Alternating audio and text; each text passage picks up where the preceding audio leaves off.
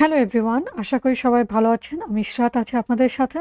তো এই পর্বের ভিডিওতে 6.2 এর নতুন একটা ফিচার সম্পর্কে জানবো, সেটা হচ্ছে এডিশনাল সিএসএস, যেটা আমরা কাস্টমাইজার ইউজ করতে পারতাম। তো এই বিষয়টা 6.2-তে আপডেটে নিয়ে এসেছে। সেটা হচ্ছে আমরা এখান থেকে স্টাইলে যাব। ধরুন আপনি যেখানে তখন স্টাইলে যাবেন, গিয়ে এখানে 3টা ডট রয়েছে, এইখানে যাবেন।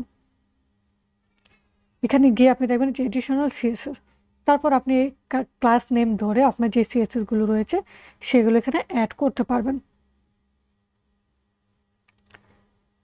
আর হচ্ছে এখানে স্টাইল ব্লকে গেলে আমরা আরেকটা বিষয় দেখতে পারি, সেটা হচ্ছে হেডিং, প্যারাগ্রাফ, লিস্টের জন্য কী কী স্টাইল রয়েছে সেই বিষয়গুলো আমরা এখান থেকে দেখতে পারবো।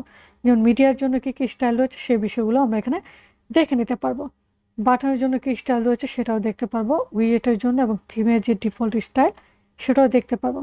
আমরা যদি চাই কোনো কিছু এডিট করতে, তাহলে এখানে ক্লিক করব, তাহলে এখানে ওই স্টাইলটা এডিট করতে পারবে, যে টাইপোগ্রাফিক, কালার, লেআউট ডিফল্টভাবে এডিট করতে পারবো।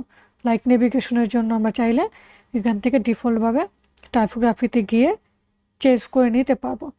তো এই স্টাইল ব্লকটা আপনাকে একটু হেল্প করবে।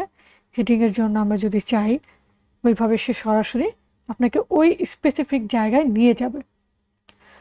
তো এই হচ্ছে এডিশনাল সিএসএস এবং স্টাইল ব্লক।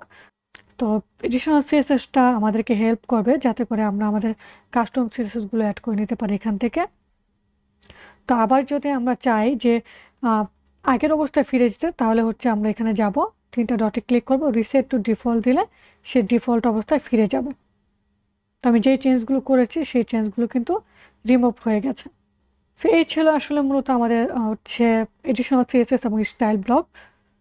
তো নেক্সট ভিডিওতে আরও কিছু বিষয় আমরা জানার চেষ্টা করব। ধন্যবাদ সবাইকে, দেখা হচ্ছে পরের ভিডিওতে।